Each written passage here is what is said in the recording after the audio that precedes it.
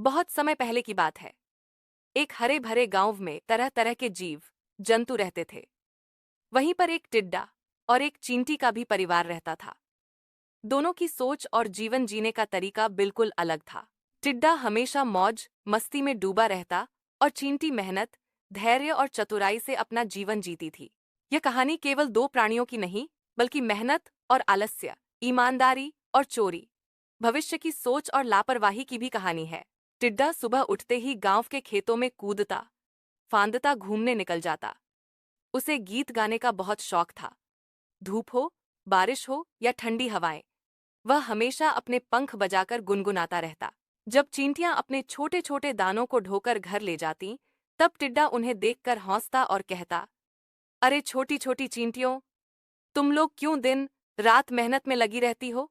जिंदगी का मजा लो, गाओ, कूदो और नाचो। कल किसने देखा है? चींटियां बिना जवाब दिए चुपचाप काम में लगी रहती।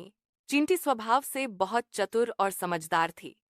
उसे पता था कि बरसात और सर्दी का मौसम आएगा तो खाने पीने की कमी हो जाएगी। इसलिए वह गर्मियों में दाना दाना इकट्ठा करती रहती। उसकी सोच थी, आज मेहनत करूंगी तो कल चैन से रहूंगी, आज आलस करूंगी तो कल भूखी मरूंगी। चींटी अपनी टोली के साथ छोटे छोटे कण बटोरकर सुरक्षित घर में जमा करती। धीरे धीरे समय बीतता गया। देखते ही देखते बरसात का मौसम आ पहुंचा।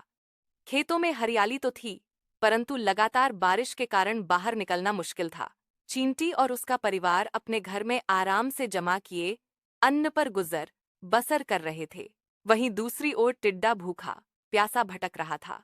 बारिश ने उसके गाने, कूदने और मौज मस्ती पर पानी फेर दिया था। भूख से तड़पते हुए टिड्डे के मन में एक गलत विचार आया। इतनी मेहनत कौन करे? सीधा चींटी से अन्न चुरा लूंगा। आखिर उसके पास तो बहुत सारा अन्न जमा है, उसे तो पता भी नहीं चलेगा। उसने अंधेरी रात में चींटी के घर के पास जाकर धीरे धीरे दाना चुराना शुरू कर दिया।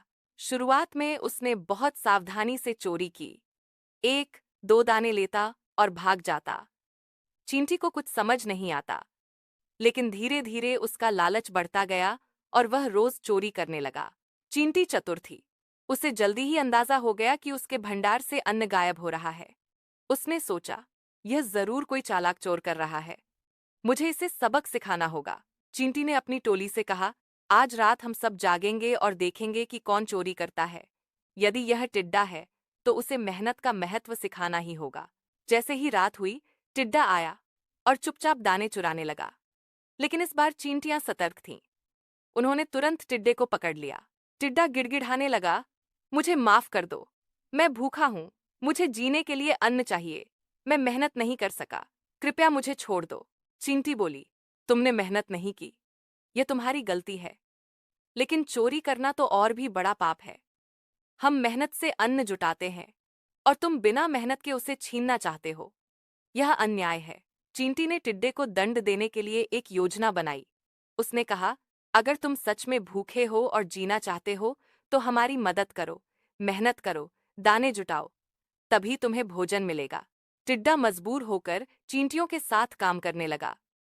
शुरू में उसे बहुत कठिनाई हुई, लेकिन धीरे धीरे उसे मेहनत की आदत पड़ गई। कुछ ही हफ्तों में टिड्डे की सोच बदल गई। अब वह केवल मौज मस्ती नहीं करता था, बल्कि चींटियों के साथ मिलकर अन्न इकट्ठा करता। बरसात का मौसम खत्म हुआ तो उसके पास भी पर्याप्त अन्न था। अब वह भूखा नहीं मर रहा था। चींटी ने मुस्कुराकर कहा, देखा टिड्डे, मेहनत का फल मीठा होता है। चोरी से कभी सुख नहीं मिलता, पर मेहनत से आत्मसम्मान और तृप्ति दोनों मिलते हैं। टिड्डे ने सिर झुकाकर कहा, तुम सही कहती हो चतुर चींटी, अब से मैं कभी चोरी नहीं करूंगा और मेहनत से जीना सीखूंगा। निष्कर्ष, इस कहानी से हमें यह सीख मिलती है कि 1.